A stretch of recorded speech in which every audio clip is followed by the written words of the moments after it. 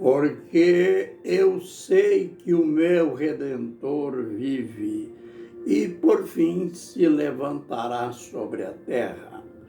Jó capítulo 19, verso 25. Ministério Pão Vivo, direto ao assunto.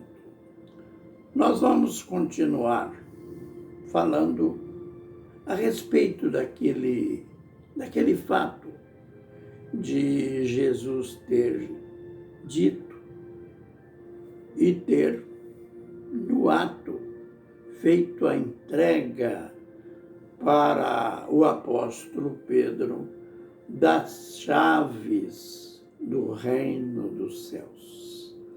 Conforme falamos ontem, repetimos hoje, estas chaves tão mal interpretadas.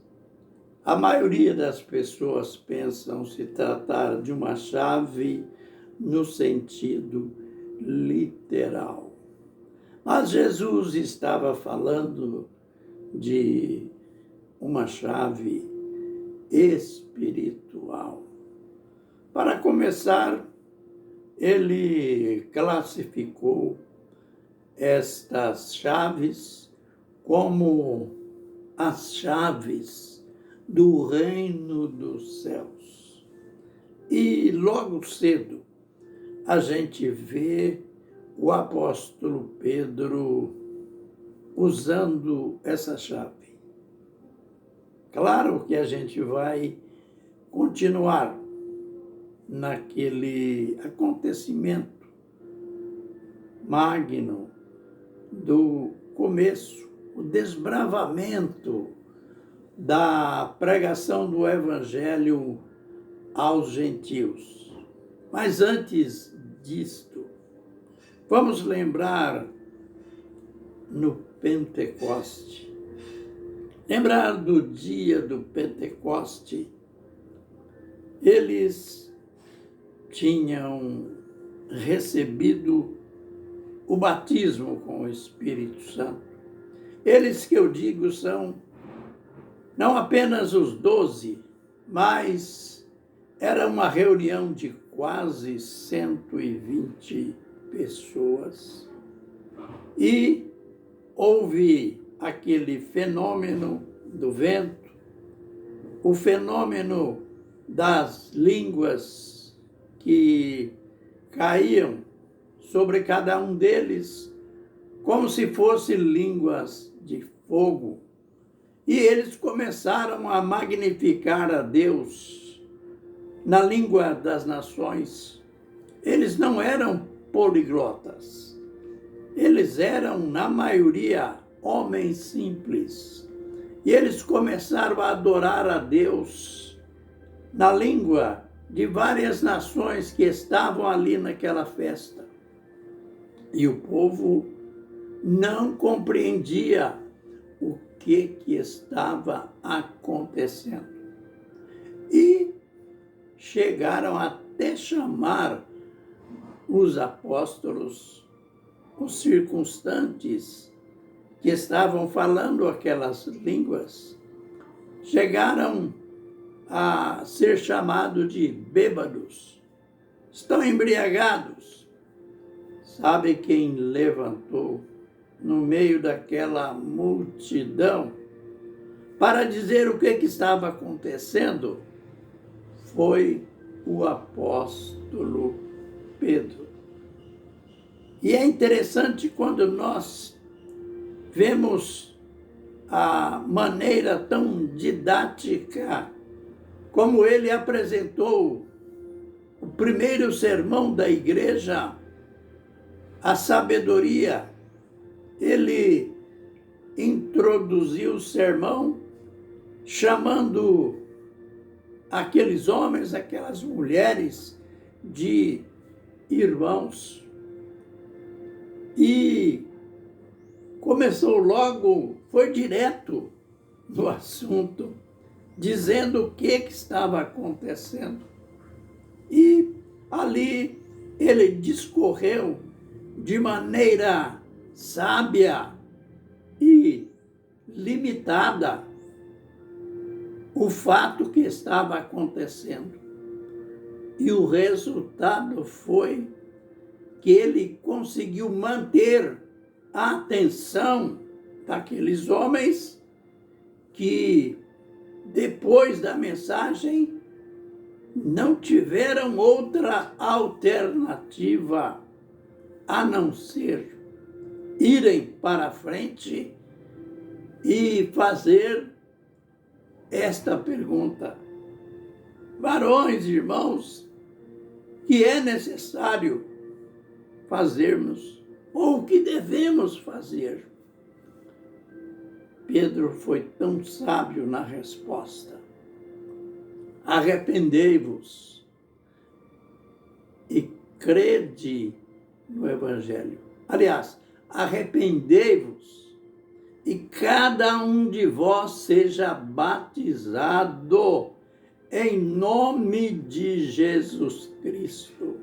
E recebereis o dom do Espírito Santo, porque a promessa é para vós, para os vossos filhos, para aqueles que estão longe e para todos quantos forem chamados.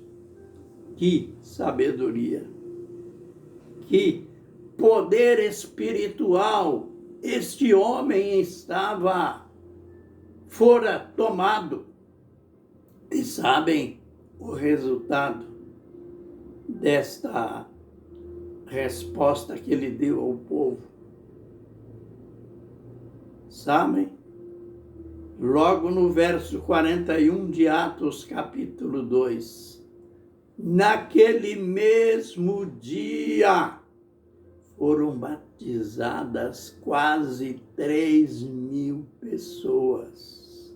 Lembrando, aqui, os pregadores, os ensinadores, os formadores de opiniões, criaram uma heresia.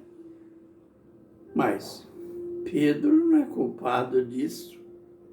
Eu já ouvi alguém fazer uma pergunta para um determinado pastor. A pergunta foi esta: pastor, Jesus mandou batizar em nome do Pai e do Filho e do Espírito Santo. E Pedro mandou batizar em nome de Jesus. Qual dos dois batismos que está certo? Quem que está certo? Pedro ou Jesus? O pastor, não sabendo responder, ou não tendo a revelação da resposta, ele evitou entrar nos detalhes e apenas disse: não sei quem está mais certo, quem está mais errado, mas eu prefiro seguir a Jesus e não aos apóstolos. Que pena, né? Acabou formando dois segmentos, dois mestres. Será que Jesus disse uma coisa e Pedro fez outra? Não. Eles disseram os dois a mesma coisa. A grande diferença é que Pedro, que tinha recebido as chaves do reino dos céus, ele entendeu claramente que ser batizado em nome do Pai e do Filho e do Espírito Santo, que não são nomes, mas títulos de Deus, ser batizado em nome de Jesus quer dizer ser batizado em nome do Pai, do Filho e do Espírito Santo. Por isso, o que aconteceu?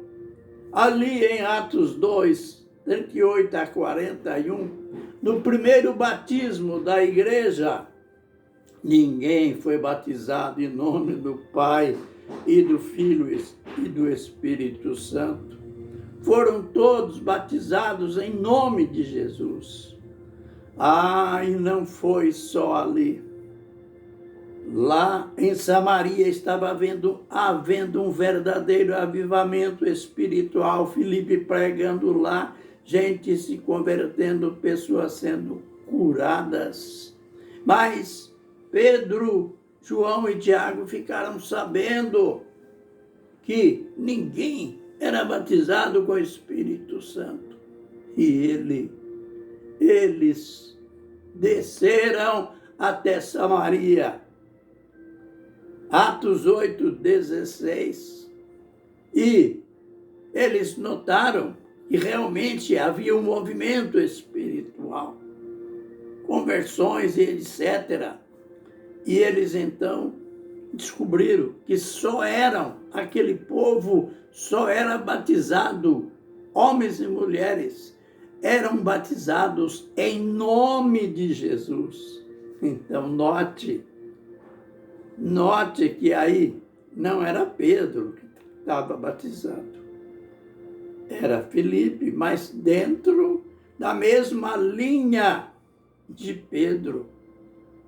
O mais interessante foi quando Pedro foi na casa de Cornélio, aquele gentio italiano, fiel ao Senhor, mas que ainda não tinha encontrado o Senhor na sua íntegra. Depois que Pedro foi na casa dele e fez aquela pregação curtinha, mas abençoada, enquanto ele pregava, o Espírito Santo foi derramado sobre Cornélio, sobre sua família, sobre os vizinhos, e o apóstolo e os que foram com ele ficaram como que assustados, porque viam que a mesma experiência que eles tiveram em Jerusalém, aquele povo de Cesareia estava tendo, mesmo sendo gentil. Aí, a única ordem de Pedro, a gente vai perceber aqui. Quando Pedro e os demais, mas principalmente Pedro, viu aquele acontecimento, ele perguntou ao seu conselho pastoral: olha, a gente pode impedir que sejam batizados estes que, como nós, receberam o Espírito Santo? Pois eles estavam falando em línguas, aqueles fenômenos de Jerusalém repetindo ali. E logo em seguida está escrito: Pedro ordenou. Olha, a única ordem de Pedro. Pedro ordenou que todos fossem batizados em nome de Jesus. Aleluia.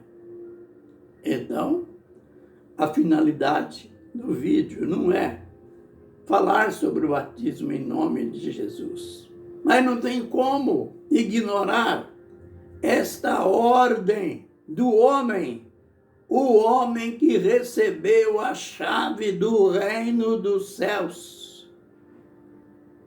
O reino foi aberto para os gentios e aberto de uma maneira completa. Eles foram batizados com o Espírito Santo, falaram em línguas estranhas e foram batizados nas águas em nome de Jesus. A gente faz bem em olhar detalhes quando estudamos as Escrituras, para evitar uma má interpretação. Fiquemos, pois, na graça e na paz da parte de Deus e do Senhor Jesus Cristo. Amém e amém.